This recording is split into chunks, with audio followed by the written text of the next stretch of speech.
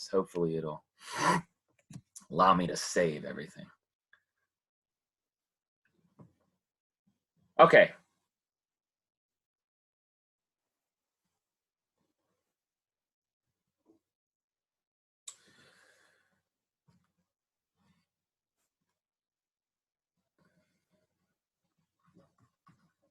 So what's our next idea?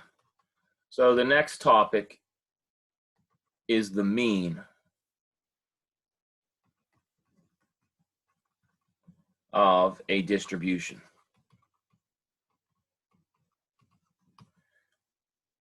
So this is a very important concept when we're trying to determine if something's worth doing or not. So here are some questions, and these are very intuitive. So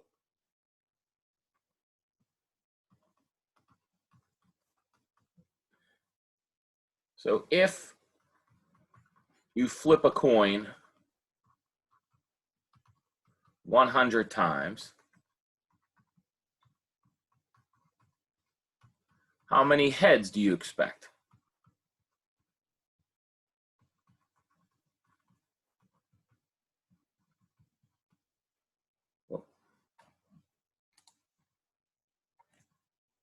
So let's call this our first question. Let's ask a couple.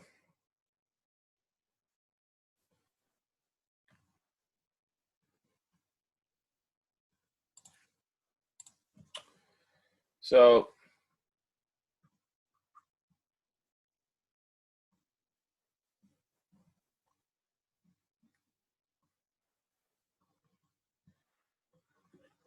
if you toss 2 dice 100 times,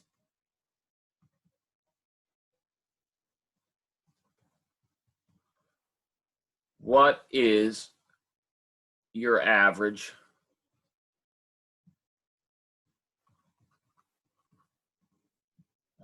result? So what I mean is, the first time you get a 5, the next time you get a 7, 8. If you take all your 100 outcomes and find their average, what do you get?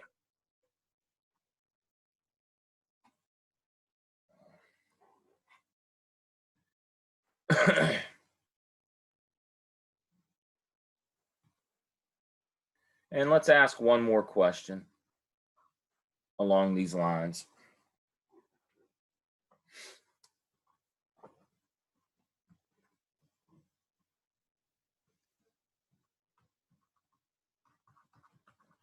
How long, or how about how long is bad? How many times do you expect to flip a coin before 3 straight heads? So these are questions that, you know, I'm sort of making them up on the spot, but I'm not. Each of these 3 questions has this sort of theme behind it. And that is asking yourself something that you sort of don't know how you would answer it by just writing everything out. I mean, if I said how long or how many times do you expect to flip a coin before you get 3 straight heads, how could you even write that out? And how could you even know it? If you did that experiment twice, you might get 2 completely different results. Similarly, I don't think you want to roll 2 dice 100 times. I mean, you might be bored and want to do that. I don't know. Now, the first question is a little more intuitive, and maybe even the second one is intuitive as well. If you flip a coin 100 times, I think most of you would say I would expect around 50 heads. That just seems logical. It seems intuitive to us.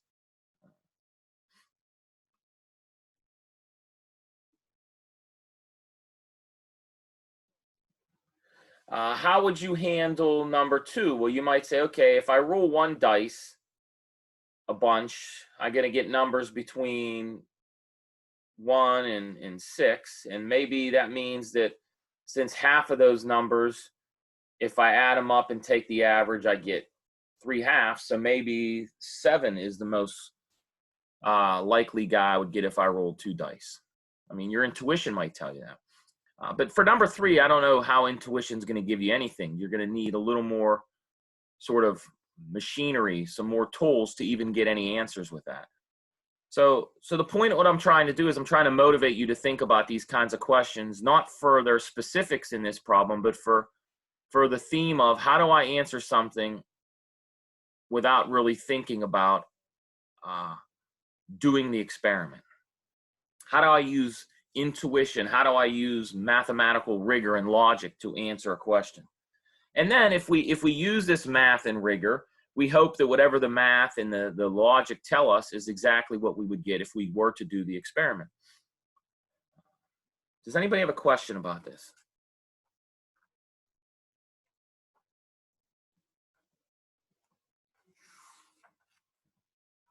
Okay, so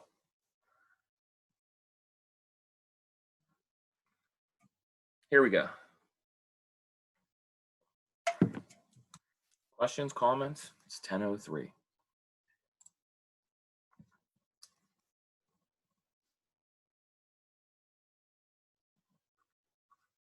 So to help answer these,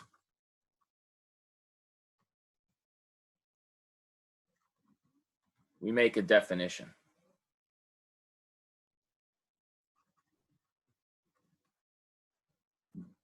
So what we're going to do is we are going to define what's called the mean or the expected value of a probability distribution.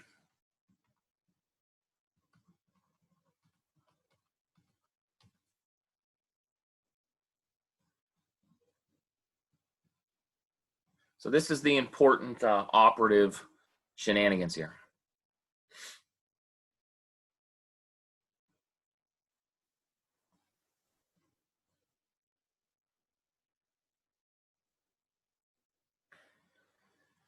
All right, so this is going to get a little scary. So we don't know how many outcomes we might have. We might have 5 outcomes. If we flip a coin once, we have 2 outcomes.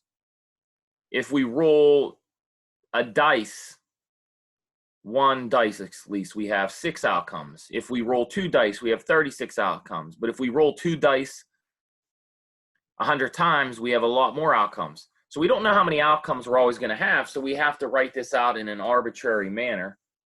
So how do you make this definition? So you suppose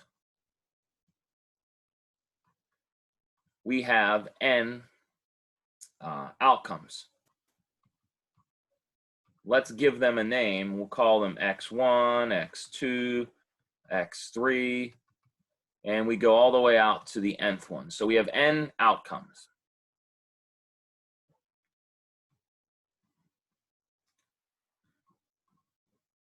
Now notice these outcomes, I'm calling them x sub 1, x sub 2, but they don't necessarily have to be numbers. It could be heads or tails. It can be a number rolling a dice. It can be default or not on a loan. It can be live or die with a disease. They can be lots of different things. So we're just calling them x1, x2, x3. Now each one of these outcomes has a probability.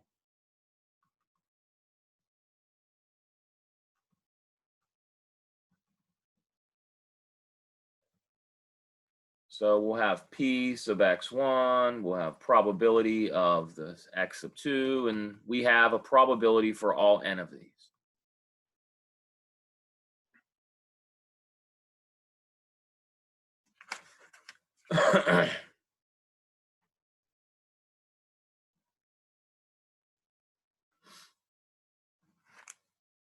So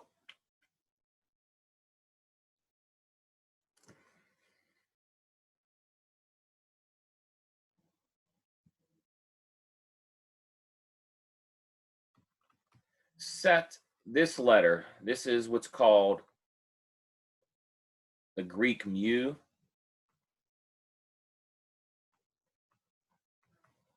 It's a letter. So it's going to be how we define the mean or the expected value. And what is it?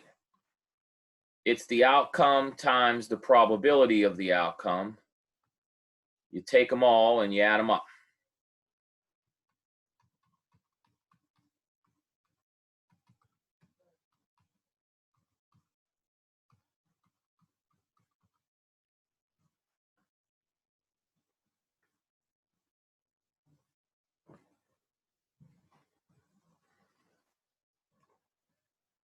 So this is called, let's highlight it, or at least put it in a box.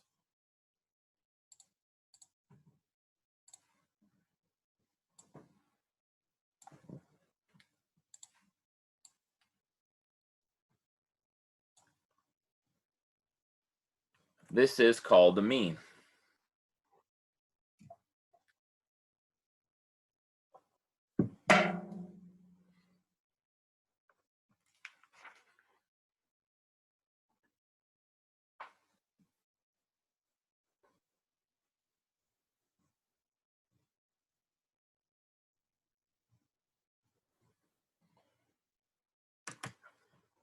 All right. So does anybody have a question about this scary definition?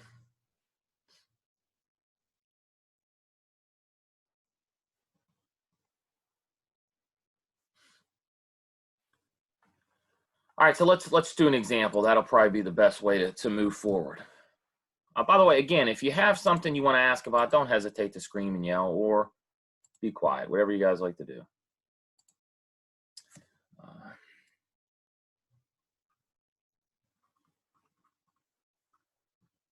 So let's go back to one of our old examples. So toss a coin, or toss 3 coins. Or let's say, look, it doesn't matter. Let's say toss a coin 3 times and count the heads.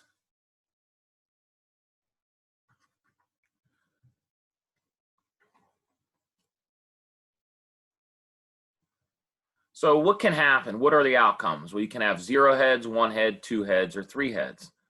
So what's the probability distribution here? Well, we did this in class. Let's say probability of X equals, well, there's 3 options, actually 4 options, excuse me. So let's, how many times do you get 0 heads? That's 1/8. So, and then we had 3/8 for X equals 1, 3/8 for X equals 2. That's got a typo there.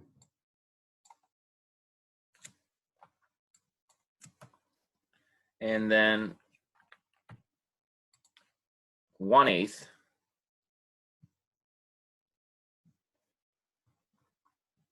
for X equals 3.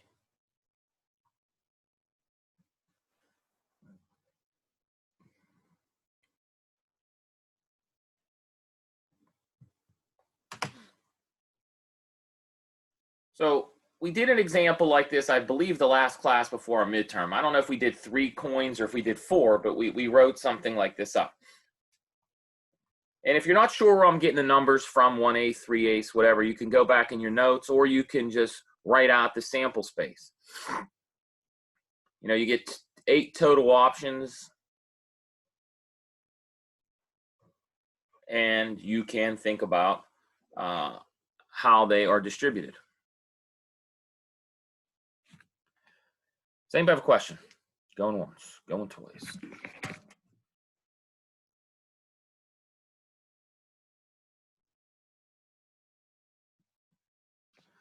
All right, so if we want to know the mean and what it means, let's compute it. Well,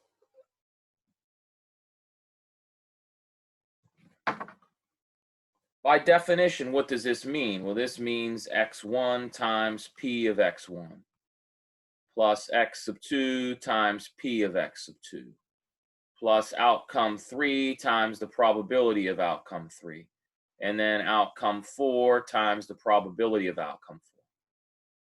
Outcome 1 is 0, and that's times 1/8. Outcome 2 is 1 heads, and that's times 3/8. Outcome 3 is 2 heads, and that's 3/8 probability.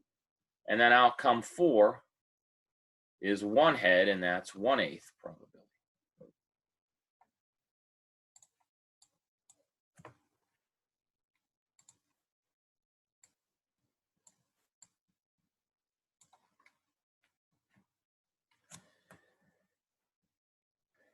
And of course, if you do the arithmetic, you get 3/8 plus 6/8 plus 1/8.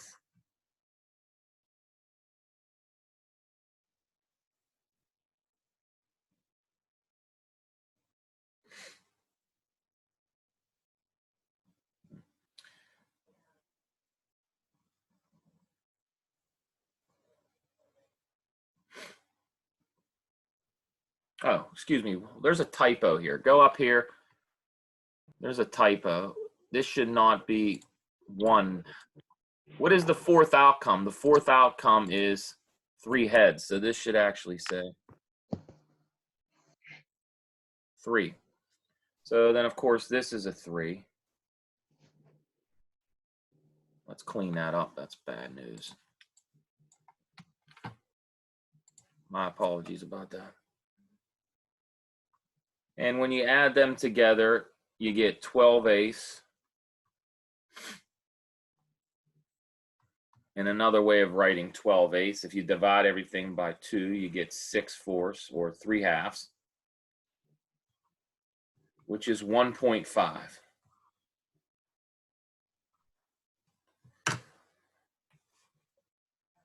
So we need to think about what this means. So imagine you do this experiment. You do it once and you get 4 heads. You do it the next time. Well, excuse me, you can't get 4 heads. You get 3 heads maybe. You do it again, you get 1 head. You do it again, you get 2 heads. So how do we interpret this number 1.5? I mean, clearly you're never going to get 1.5 heads. That doesn't make any sense. So the question is, how do you interpret this?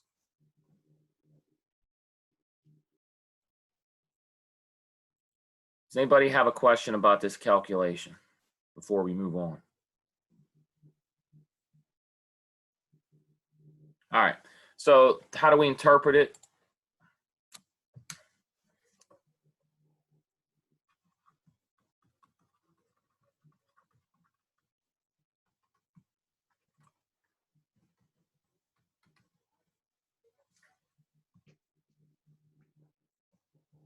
So we clearly can't get 1.5 heads. But however, if we perform the experiment many times,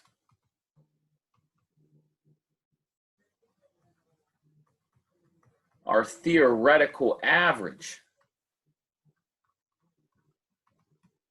is 1.5 heads. So what that means is if I said go home and flip a coin 3 times, record your results. Do it again, record your results. Do it again, record your results. And if you did that 100 times or 1,000 times and computed your average, you would get roughly 1.5. If I simulated on a computer, I would get 1.5. So it's a theoretical average. Does anybody have a question about that? Going once, going twice.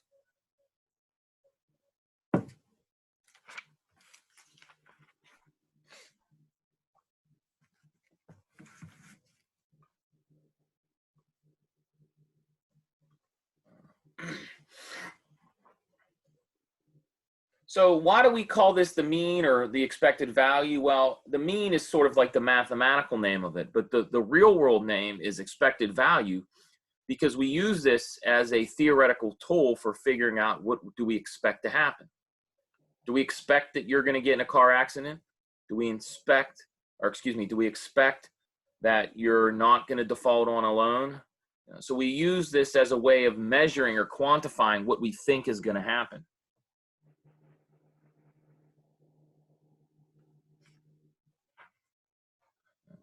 If we're giving you cancer treatment, do we expect that our radiation is going to cure you? If so, do we expect that it will also maybe damage healthy cells? These are the kinds of ways we use these ideas. Do we expect the stock to increase value, or do we expect it to decrease? Does anybody have a question about this? And really, the only way to get get a feel for this is to actually, do some examples, and that's what I'll do. By the way, it's worth noting that's kind of how we're going to go forward. I'm going to give you homework as I traditionally did, and your job is to write it up and then submit it. So if you have issues with scanning and uploading the Canvas, just let me know and we'll work something out for you.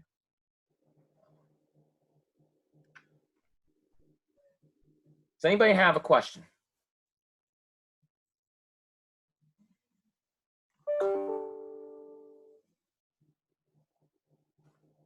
Going once? Going twice? All right. Let's do another example.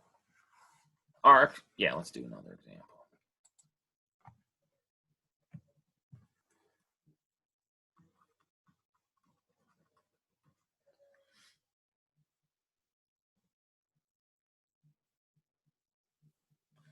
So here's a little sort of problem to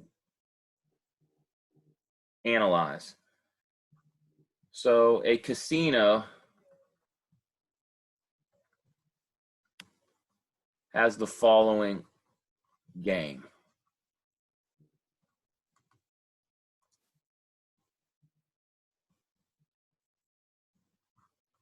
So you pay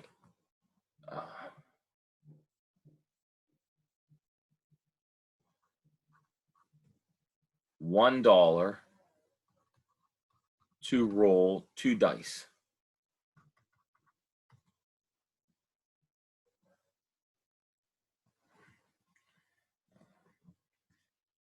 So if you roll doubles,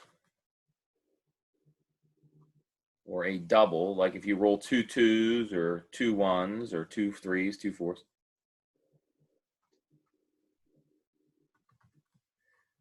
so you win $5. Otherwise, you lose. And so what we'd like to ask is this a fair game? Is it fair for you? Or is it fair for the casino? In that case, it would be fair for both of you. But as I've alluded to in the past, casino games are never, ever, ever fair. If they were, they wouldn't be, well, they're shut down now, I guess, but they wouldn't be all the fancy bells and whistles. And so what we want to know is this a fair game? Is this a game worth you playing, or do you have an advantage, or does the casino have an advantage? So that's the question we'd like to ask.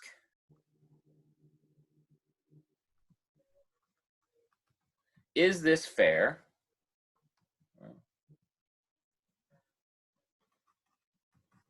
Do you expect to win?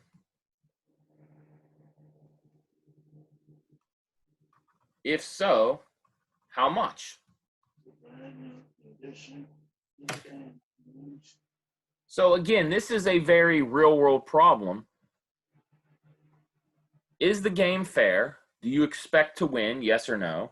And if you do expect to win, do you expect to win? How much money should you expect to win? Now, you're going to say, well, it's only $5. I'm not saying that. I'm saying, what if you play the game 10 times or 20 times? How much do you expect to win? Nobody goes to the casino and puts $1 in a slot machine, plays once, and leaves. That's not how it works. Unless you're very smart. So does everybody understand the question?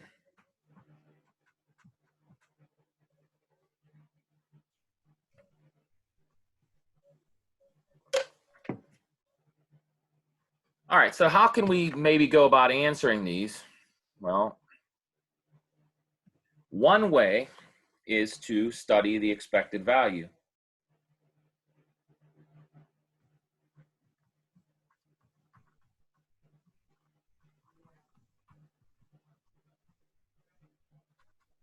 So we'll study mu.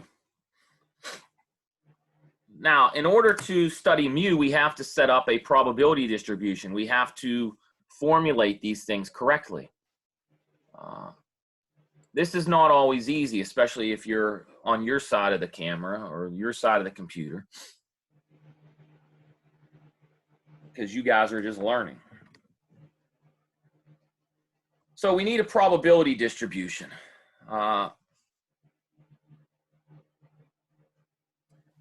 So if you go back to your notes or if you go to the internet, it's easy to find. If you just Google probability distribution for 2 dice, you're going to find, let's see if I can pull it up.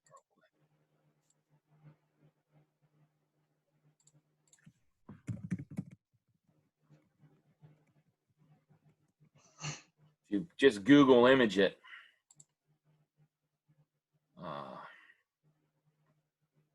Now you can write it all out, but here you go. Well, we need the picture so we can see it.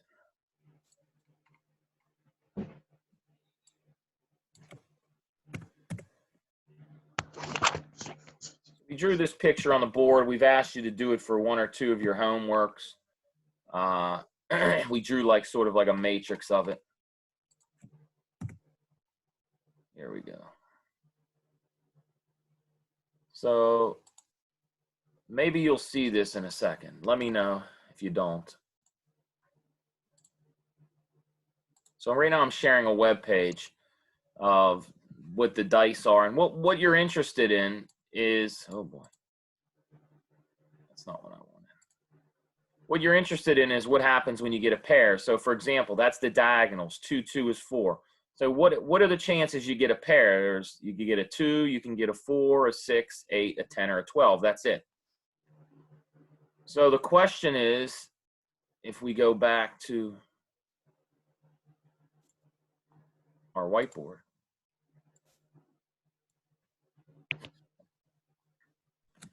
the only thing we're interested in probability-wise is when do we get a pair? So what are the outcomes that we win? Well, the outcomes that we win, or maybe we'll let you think about this and we'll finish it on Thursday.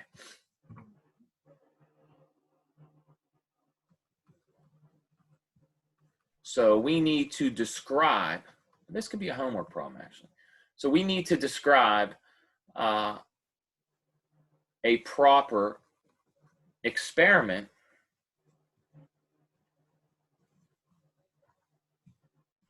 so that we can define x1, x2, etc. We need to define the experiment properly. So if you look at the previous example, the experiment was we flipped a coin 3 times and we counted the heads. Well, that's one experiment. Another experiment would be for me to count tails. Or another experiment might be for me to count back-to-back heads. Do I have head-head or do I have head-tail? So there's lots of different ways you can describe experiments of the same sort of action. So if we want to answer this problem correctly, we need to do just that. We need to come up with a way to describe the situation so that we can analyze it correctly. And this is often the hardest part. In the first example, that wasn't difficult. This time we have to do a little more thinking. Maybe you have a question. If not, that's fine. But if you have a question, I'll give you a second to ask.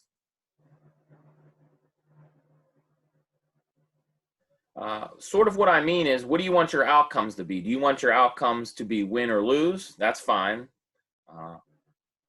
And what is the probability you win? What is the probability you lose? Or instead of winning and losing, if we want to analyze it even more realistically, we can say, okay, what are the outcomes? I either make $5 or I lose $1, correct? But if you've already paid $1, are you making 5? Are you making 4? How do you think about that? So what I'll do is I'll leave that for homework.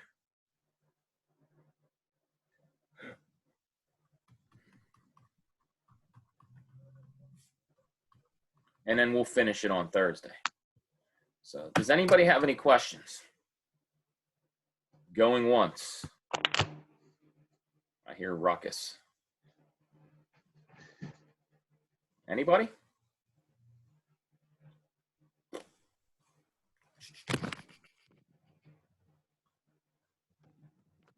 Does anybody have a question?